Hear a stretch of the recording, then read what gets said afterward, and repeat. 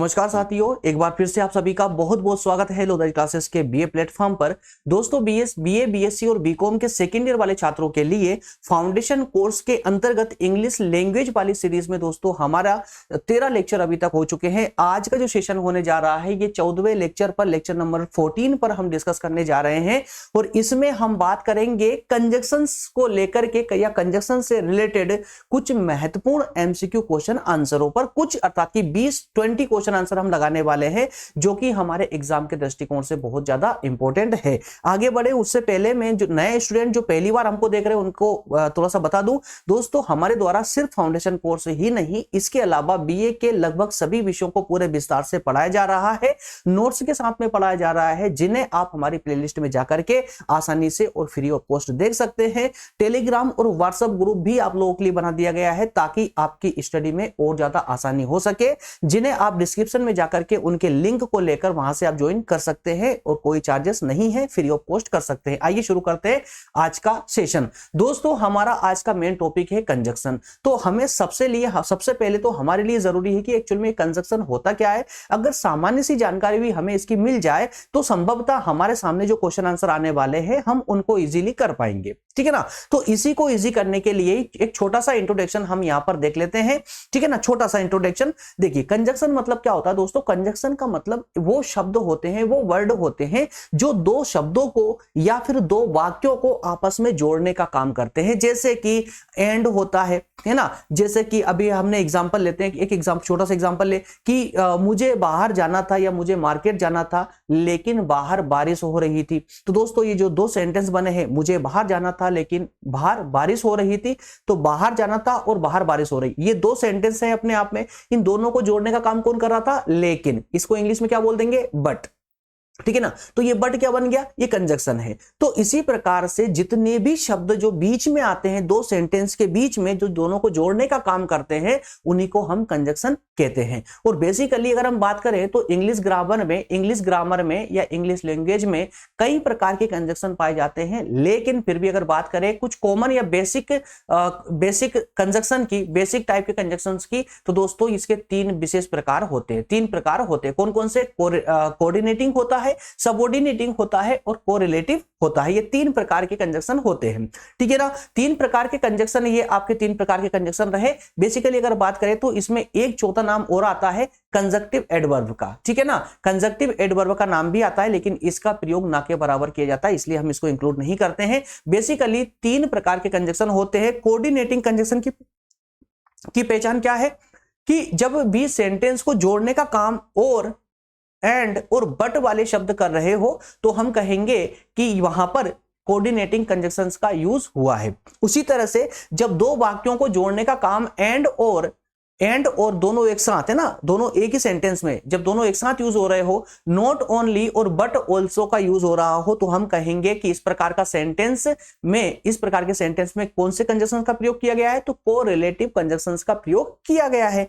उसी प्रकार से इस सबऑर्डिनेटिंग कंजक्शन की पहचान क्या है? सिंस, बिकॉज और व्हेन। और जब ये सिंस, बिकॉज और व्हेन शब्दों का प्रयोग दो वाक्यों को जोड़ने के लिए किया जाए तो इस प्रकार के कंजक्शन या इस प्रकार के शब्द सबऑर्डिनेटिंग कंजक्शन कहलाते हैं। दैट्स ऑल, बस इतनी सी सामान्य जानकारी थी। आइए अब निश्चित होकर के हम अपने क्वेश्चन आंसरों पर मूव करते हैं। पहला क्वेश्चन बोलता है कि complete sentence with the coordinating conjunctions that make sense. कहा क्वेश्चन बोल रहा है कि नीचे जो सेंटेंस दिया गया है, इस सेंटेंस में कुछ ब्लैंक स्थान छोड़ दिया गया है, इसको पूरा करना, मतलब इस सेंटेंस को पूरा करना, कंप्लीट करना है। लेकिन इसको कंप्लीट करना है कोऑर्डिनेटिंग कंजक्शंस का प्रयोग करते हुए। किसका? कोऑर्डिनेटिंग कंजक्शंस का प्रयोग करते हुए। चार ऑप्शन आपको नीचे दिए गए हैं, और, नॉर, एंड और येट नाम से चार ऑप्शन आपको दिए गए हैं। इनमें से एक को उठा करके इस रिक्त स्थान पर रखना है। बात समझ आ रही ना? तो देखिए सेंटेंस पढ़ते हैं। You may have soup, you may prefer salad. तो पहले वाला जो भाग है सेंटेंस का, वो क्या बोल रहा है? यू मे हैव सूप, आप सूप ले सकते हैं, है ना। और अगला वाला भाग बोल रहा है इसका, यू मे प्रेफर सलाद, आप सलाद ले सकते हैं या आप सलाद पसंद कर सकते हैं, ठीक है। तो अब कौन सा शब्द, इन चारों में से कौन सा शब्द हम यूज करें, कि ये सेंटेंस एकदम प्रॉपर हो जाए, कंप्लीट हो जाए, उसका एक विशेष अर्थ निकलने लगे? तो आइए पहले वाले ऑप्शन को रख करके देखते हैं। और का मतलब क्या होता है दोस्तों? और का मतलब क्या होता है? या, ठीक है ना, या। तो देखिए इंग्लिश में अगर बात करें, इंग्लिश में बात करें तो यू मे हैव सूप और यू मे प्रेफर सलाद। अब अगर हम यहां पर और रख देते हैं तो अब इसको हिंदी में पढ़ के देखते हैं क्या इसका सेंस सही निकल रहा है।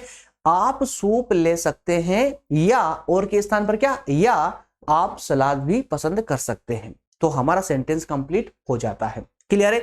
तो इस प्रकार से थोड़ा सा कॉमन सेंस का भी अगर आप प्रयोग करेंगे दोस्तों तो इंग्लिश की ग्रामर इतनी ज्यादा डिफिकल्ट नहीं है कि आप या देखो बिल्कुल नहीं पढ़ा होगा ना तो डिफिकल्ट लगेगी, लेकिन हाँ थोड़ी बहुत भी जानकारी होगी ना आप इजीली कर ले जाएंगे। ठीक है ना, इसका ऑप्शन ए करेक्ट हो जाएगा। अगला क्वेश्चन लेते हैं। अगला क्वेश्चन भी सेम बोल रहा है, इसमें भी कोऑर्डिनेटिंग कंजक्शंस का प्रयोग करते हुए नीचे दिए गए सेंटेंस को हमें कंप्लीट करना है। क्या बोलता सेंटेंस देखिए, अलेक्स बेक्ड बनाना ब्रेड।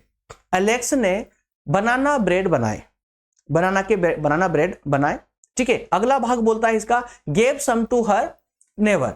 उसने कुछ अपने पड़ोसी को दे दिए, कुछ अपने पड़ोसी को दे दिए। चार शब्द है यहां पर, चार कंजक्शंस है। किसका प्रयोग आप करेंगे? सो का, बट का, फॉर का या एंड का। तो देखिए हिंदी में बताता हूं कि एलेक्स ने बनाना ब्रेड बनाए कुछ अपने पड़ोसी को दे दिए। तो दोनों को जोड़ना है तो कौन सा शब्द का प्रयोग करना पड़ेगा दोस्तों? यहां पर अब और का प्रयोग होगा। किसका? इस और का नहीं, हिंदी वाले और का, मतलब कि इंग्लिश वाले एंड का। यहां एंड का प्रयोग कर देंगे, सेंटेंस कंप्लीट हो जाएगा। अलेक्स ने बनाना ब्रेड बनाए और कुछ अपने पड़ोसी को दे दिए। क्लियर है? तो ये एक प्रॉपर मीन निकल रहा है, इसका प्रॉपर सेंस निकल रहा है सेंटेंस का। तो इस तरह से आपको थोड़ा सा पढ़ करके ये गेस भी करना है, ये जांचना भी है कि वाकई में हमारा सेंटेंस किन शब्द की सहायता से कंप्लीट हो सकता है। अगर इतनी भी जानकारी आप रखते हैं ना तो आपको ग्रामर है ना, ग्रामर परेशान नहीं कर सकती, ये मान लीजिए आप एकदम प्रॉपर लगा पाएंगे। चलिए थोड़ा सा अगला टाइप का क्वेश्चन है, नेक्स्ट टाइप का है। देखिए कह रहा है कि वी गेट स्टार्टेड। ध्यान रहे इस क्वेश्चन में हमें इन दो में से एक शब्द को चूज करना है, बिकॉज को या बिफोर को। ठीक है ना, बिकॉज को या बिफोर को, इसमें से कौन सा शब्द चूज करेंगे ये हमारे ऊपर डिपेंड करता है। We get started, let's introduce ourselves. शुरू करें है ना। पहला भाग क्या बोल रहा है? कोमा से पहले वाला, ये कोमा से पहले वाला भाग क्या बोल रहा है कि शुरू करें, हम शुरू करें। दूसरा वाला भाग बोलता है लेट्स इंट्रोड्यूस अवरसेल्फ, अब खुद से परिचय करते हैं, है ना, एक दूसरे का परिचय देते हैं। तो दोनों का एक सेंस कैसे निकलेगा? तो दोस्तों यहां पर क्या आफ्टर कोई बिकॉज यूज करें? बिकॉज का हिंदी अर्थ होता है के कारण, है ना, कारण, और बिफोर का मतलब होता है उससे पहले। तो यहां पर एक कंप्लीट सेंस कब निकल पाएगा? जब हम बिकॉज नहीं बल्कि बिफोर का यूज करेंगे। कैसे? We get started before let's introduce ourselves. मतलब क्या हुआ कि हम स्टार्ट करें, हम शुरू करें, हम प्रारंभ करें बिफोर मतलब उससे पहले, हम प्रारंभ करें उससे पहले अपना इंट्रोडक्शन देते हैं। सभी अपना इंट्रोडक्शन दे। ठीक है, शुरू करें उससे पहले सब अपना एक दूसरे से परिचय बना ले। ठीक है, तो इसके लिए किसका यूज होगा? बिफोर का यूज होगा, ना कि बिकॉज का। क्लियर है जी? इसलिए ऑप्शन इसका बी करेक्ट हो जाएगा। नेक्स्ट क्वेश्चन लेते हैं। अगला क्वेश्चन है दोस्तों, the clerk made the new की वी वेटेड। क्या कहा जा रहा है सेंटेंस में? और यहां पूछा गया है, देखिए इसी स्थान पर आपको दो में से एक को चूज करना है, वाइल या इफ को। वाइल या इफ को थोड़ा बहुत भी ट्रांसलेशन क्वालिटी अगर आपके अंदर है तो आप इसको इजीली कर ले जाओगे, और इसको ही नहीं इस पूरी सीरीज के सभी क्वेश्चनों को कर ले जाओगे। ग्रामेटिकली थोड़ा बहुत नॉलेज चाहिए, वो थोड़ा बहुत ट्रांसलेट करने की थोड़ी सी क्षमता चाहिए। अगर थोड़ा बहुत भी नॉलेज आप रखते हैं ना तो दोस्तों इजीली कर ले जाओगे, डरने की जरूरत नहीं है। और अगर बिल्कुल भी आपको ग्रामर का नॉलेज नहीं है तो ज्यादा समय नहीं लगता इसी ग्रामर कंप्लीट करने में, है ना। 3-4 दिन में आप इसकी ग्रामर कंप्लीट कर सकते हैं। कोई सी भी बेसिक ग्रामर की बुक ले लीजिए, उससे आपकी ग्रामर कंप्लीट हो जाती है, ज्यादा परेशान होने की आवश्यकता नहीं है इसमें। देखिए सेंटेंस बोलता है कि क्लर्क मेड द न्यू की, क्लर्क नई चाबी जब तक बनवाई, है ना, हमने बेट किया। क्लर्क ने नई चाबी बनवाई, हमने बेट किया। अब इस बीच में कौन सा शब्द यूज करें कि दोनों आपस में जुड़ जाए? ये दोनों भाग, ये दूसरा नंबर का भाग और ये पहले नंबर का भाग, ये दोनों आपस में जुड़ जाए। इन दो में से किसका भी यूज करें? चलिए हिंदी में अपन देखते हैं, जल्दी समझ आएगा। देखिए क्लर्क ने चाबी बनवाई, है ना, दूसरा यूज करते हैं पहले इफ का मतलब क्या होता है? यदि, है ना। तो क्लर्क ने चाबी बनवाई यदि हमने इंतजार किया। क्या सेंटेंस अजीब सा लग रहा है? एग्जैक्ट लग रहा है। चलिए पहले वाला वर्ड यूज करते हैं वाइल। वाइल है ना, वाइल का मतलब होता है तब तक। क्या मतलब होता है? तब तक। तो देखिए क्लर्क ने चाबी बनवाई वाइल, तब तक हमने इंतजार किया। सेंटेंस करेक्ट है, एग्जैक्टली करेक्ट है। तो किसका यूज होगा यहां पर? वाइल का यूज होगा, इसलिए ऑप्शन कौन सा करेक्ट हो जाएगा? ए करेक्ट हो जाएगा। समझ आ रहा है ना? अगला क्वेश्चन है, इस सेंटेंस को कंप्लीट करने के लिए यहां पर हमें यूज करना है अनलेस या ऑल्दो। इन दो में से किसको यूज करेंगे जरा देखिए। माई कैट्स आर लेजी, मेरी बिल्लियां आलसी है। दे आर अफेक्शनेट, मतलब कि वो स्नेही है, वो स्नेही है। तो अब यहां पर कौन सा सब यूज करोगे? अनलेस मतलब कि जब तक, तो मेरी बिल्लियां आलसी है जब तक वे स्नेही है। अजीब सा लग रहा है ना, लेकिन ऑल्दो का मतलब होता है हालांकि, हालांकि, फिर भी, ठीक है ना, यद्यपि, इस प्रकार से। तो अब इसका यूज करते हैं जरा कि माई कैट्स आर लेजी, मेरी बिल्लियां क्या है? आलसी है। हालांकि, हालांकि वे स्नेही है। हालांकि, या फिर ऐसे कहे कि हालांकि मेरी बिल्लियां आलसी है लेकिन फिर भी वे क्या है? स्नेही है। ठीक है ना, स्नेही है। तो ये सेंटेंस हमें लगभग सही लग रहा है, इसलिए इसमें अनलेस की नहीं बल्कि ऑल्दो का यूज होगा। किसका? ऑल्दो का यूज होगा। क्लियर है ना? ऑप्शन इसका भी करेक्ट हो जाएगा। नेक्स्ट क्वेश्चन है, नेक्स्ट क्वेश्चन लेते हैं। Let's keep driving, let's keep driving, driving करते रहो, ड्राइविंग करते रहो। इफ और unless you would rather stop and eat now, जब तक आपके कुछ खाने की इच्छा ना हो, है ना, या जब तक आप कुछ खाने के लिए ना रुके तब तक आप ड्राइविंग करते रहो। तो तब तक आ गया ना अपने आप, तब तक मतलब कि अनलेस का यूज होगा यहां पर, इफ का यूज नहीं होगा। ठीक है, ड्राइविंग करते रहो तब तक जब तक आपके खाने के लिए आप गाड़ी नहीं रोकते हो। ठीक है, यहां पर यूज होगा आपका अनलेस का। अनलेस का ऑप्शन बी करेक्ट हो जाएगा। नेक्स्ट क्वेश्चन है, we use the acronym FANBOYS to remember conjunctions. किस प्रकार के, क्वेश्चन बोल रहा है आपसे, क्वेश्चन बोल रहा है कि किस प्रकार के कंजक्शंस को याद रखने के लिए हम फैनवॉय की शॉर्ट की को यूज करते हैं। फैनवॉय की शॉर्ट की को या शॉर्ट नाम को, संक्षिप्त नाम फैनवॉय को यूज करते हैं। यहां फैनवॉय का मतलब समझ लीजिए दोस्तों, यहां पर है ना, पहले क्वेश्चन का आंसर मैं दे दूं, उसके बाद में इसका फैनवॉय का मतलब समझाता हूं आपको। देखिए, तो क्वेश्चन कहता है कि एक्रोनिम फैनवॉय का यूज, मतलब कि संक्षिप्त नाम फैनवॉय का यूज हम कब करते हैं, या कहें कि किस प्रकार के कंजक्शंस की पहचान को बताने के लिए करते हैं, पहचान को याद रखने के लिए करते हैं। तो मेरे प्यारे दोस्तों, कोऑर्डिनेटिंग जो कंजक्शन होता है, कोऑर्डिनेटिंग जो कंजक्शन होता है, कोऑर्डिनेटिंग कंजक्शन, उसको याद रखने के लिए, या उस कोऑर्डिनेटिंग कंजक्शंस के जो वर्ड है, दो वाक्यों को आपस में चिपकाने वाले, उनको याद रखने के लिए ही हम फैनवॉय, हमारी शॉर्ट की है, उसके माध्यम से याद रखते हैं। कैसे रखते हैं? क्योंकि यहां देखिए, जब दो वाक्यों को आपस में फैन में क्या है, F4 होता है दोस्तों, यहां पर 4 क्या होता है? 4। जब 4 हो, 4 दो वाक्यों को आपस में मिलाता हो, या फिर ए दैट मीन्स क्या होता है? एंड। ठीक है, उसी प्रकार से एन का मीन्स होता है not, N means not, N means not, और बी मीन्स बट। ठीक है, ओ दैट मीन्स और, उसी प्रकार से वाई मीन्स होगा आपका येट। क्लियर है, और एस मीन्स सम।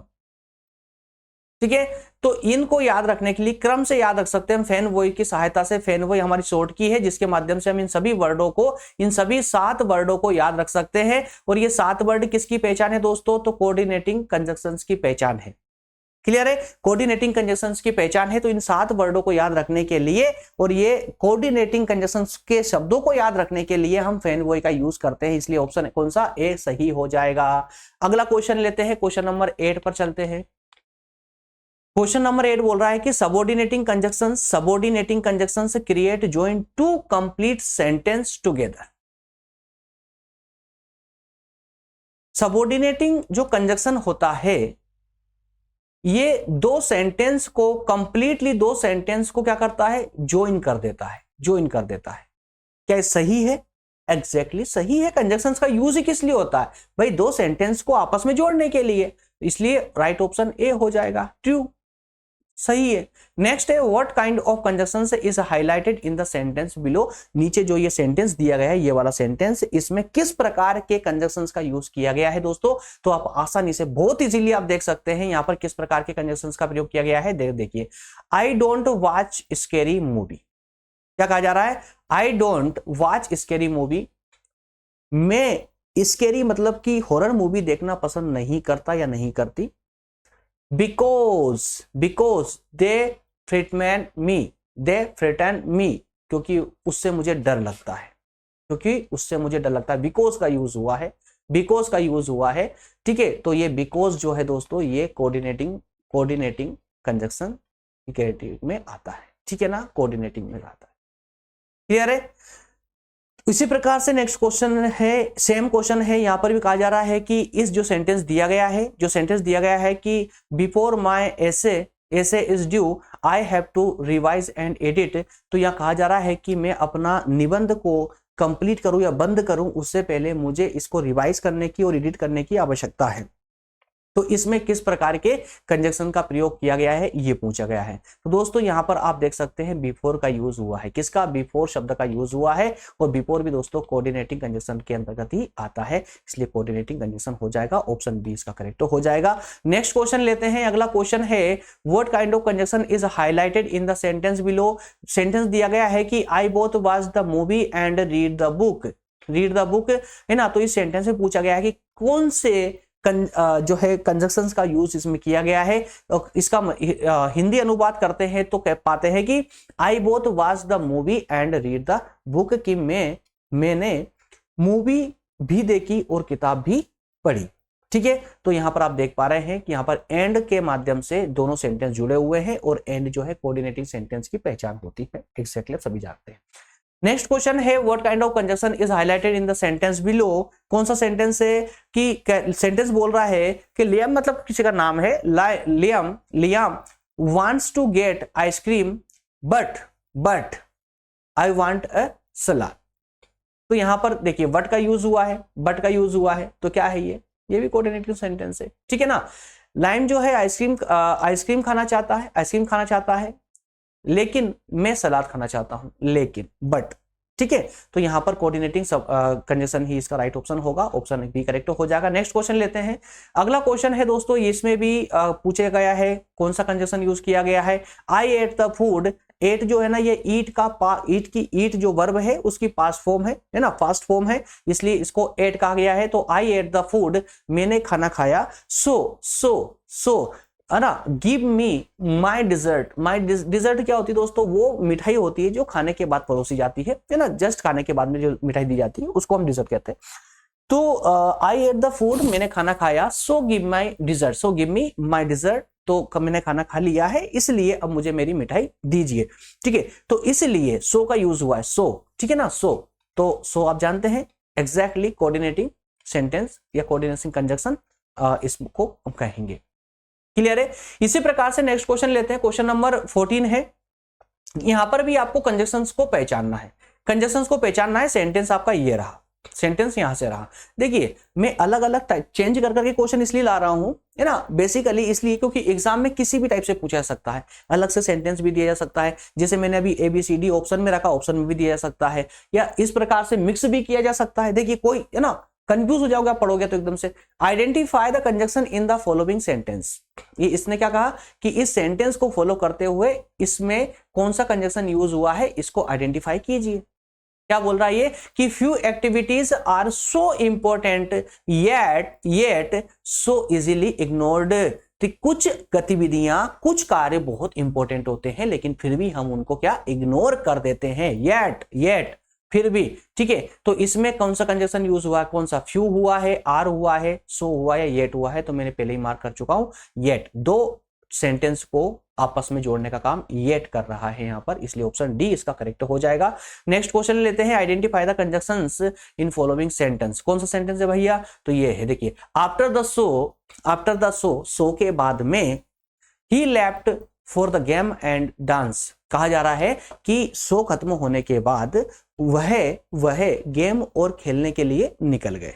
ठीक है ना, खेल और गेम के लिए निकल गए। ठीक है, तो क्या आफ्टर यहां पर यूज हो रहा है, क्या आफ्टर यूज हो रहा है। ठीक है, तो यहां पर आपका करेक्ट सेंटेंस यहां पर जो कंजक्शन बनेगा ना दोस्तों, तो अब यहां पर कंफ्यूजन आपकी इन दोनों में उठने वाली है कि यहां पर कंजक्शन आफ्टर होगा या फिर एंड होगा। तो मेरे प्यारे दोस्तों यहां पर आफ्टर कंजक्शन नहीं होगा, क्योंकि आफ्टर दो सेंटेंस को नहीं जोड़ रहा है, दो सेंटेंस जोड़ने का काम यहां पर एंड कर रहा है। ठीक है ना, इसलिए ऑप्शन सी इसका करेक्ट हो जाएगा। नेक्स्ट क्वेश्चन है identify the conjunctions in the following sentence. क्या बोल रहा है, after I left he took my spot with the एंजरनेस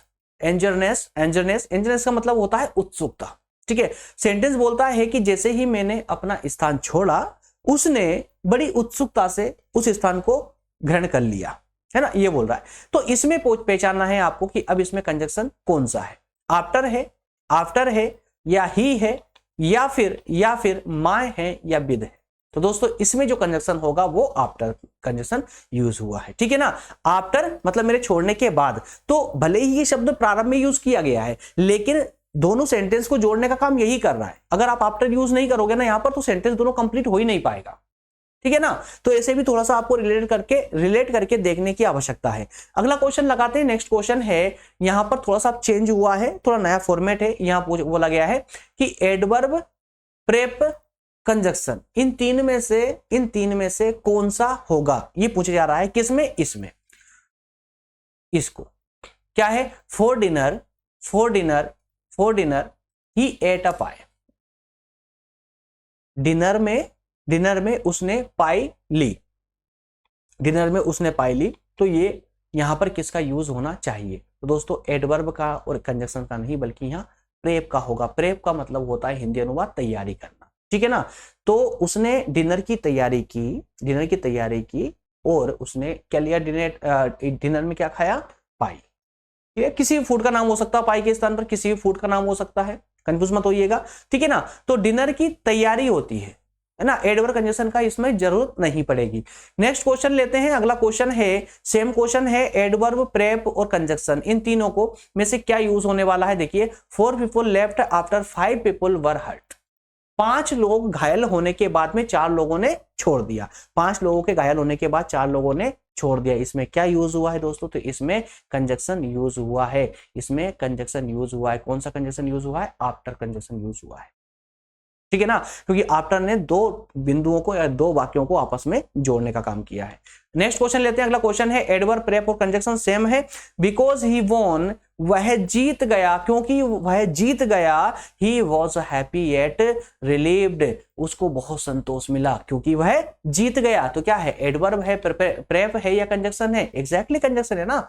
और कंजक्शन है क्या, येट भी और ये बिकॉज, येट माफ कीजिएगा, येट बिकॉज नहीं बल्कि येट इसमें कंजक्शन होगी। ठीक है ना, येट कंजक्शन होगी क्योंकि वो बहुत हैप्पी है। क्यों, क्योंकि वो जीत गया। चलिए नेक्स्ट क्वेश्चन और लास्ट क्वेश्चन लेते हैं। तीनों में से किसका यूज करेंगे। Is any going to see present to tomorrow, मतलब कि किसी मूवी का नाम ले लीजिए और यहां पूछे जा रहा है, क्वेश्चन है, पीछे क्वेश्चन मार्क देख रहे हैं ना आप। Is anyone going to see Frozen two tomorrow. Frozen 2 को, कल फ्रोजन 2 को देखने कौन कौन जा रहा है, कोई जा रहा है। तो यह क्वेश्चन पूछा जा रहा है दोस्तों। तो यहां पूछा गया है कि इनमें से क्या यूज होगा। आंसर चॉइस होगा, एडवर्ब होगा, कंजक्शन होगा या प्रेपोजिशन होगा। तो दोस्तों ये क्वेश्चन है इसलिए इसमें आंसर चॉइसेस होगी। क्या होगी, आंसर चॉइसेस होगी। इसका राइट ऑप्शन ए होगा। क्लियर है। तो दोस्तों मैं उम्मीद करता हूं कि ये कंजक्शन से रिलेटेड कुछ क्वेश्चन आंसर जो हमने आज फॉलो किए हैं, जो देखे हैं, ये आपको सभी समझ आए होंगे। सेशन अगर आपको अच्छा लग रहा है, अगर हेल्पफुल हो रहा है आप लोगों के लिए, तो सेशन को बिना लाइक करे जाना तो बिल्कुल नाइंसाफी होगी। लाइक करके और तभी ही जो है क्लास को बंद करें। दोस्तों कल वाले सेशन में हम बात करेंगे 10 महत्वपूर्ण क्वेश्चन आंसर जो कि लेटर राइटिंग से संबंधित होंगे। ठीक है ना, लेटर राइटिंग वाले जो चैप्टर है आपका टॉपिक है, नेक्स्ट टॉपिक जो होने वाला है उस पर हम चर्चा करेंगे। 10 एमसीक्यू क्वेश्चन आंसर वो छोटे से कुछ सेशन में ले रहा हूं, ज्यादा लेंदी नहीं कर रहा हूं इसको। ठीक है ना, क्योंकि इंग्लिश वाले इस सेशनों में 1-1 घंटे के सेशन होंगे तो बोर हो जाते हो आप लोग। ठीक है ना। तो छोटे छोटे सेशन के माध्यम से जितने भी इंपॉर्टेंट क्वेश्चन आंसर हो सकते हैं, जैसे मैंने आपको प्रॉमिस किया है कि 350 क्वेश्चन आंसर मैं देने वाला हूं, तो एक्जैक्टली दूंगा। 350 क्वेश्चन अकेले इंग्लिश लैंग्वेज में ही मैं आपको देने वाला हूं, जिससे आपकी एग्जाम की तैयारी बेहतर तरीके से हो सके। एक भी क्वेश्चन आपको बाहर से लगाने की आवश्यकता नहीं पड़ेगी, कंप्लीट इससे ही हो जाएगा। और कंप्लीट होने के बाद में दोस्तों मैं सभी नोट्स आपको एक ही स्थान पर प्रोवाइड करवा दूंगा, जिससे कि आप बाद में इजीली रिवीजन भी लगा पाए, एग्जाम के टाइम पे रिवीजन भी लगा पाए। ओके फ्रेंड्स, मिलेंगे नेक्स्ट सेशन में। Thank you so much.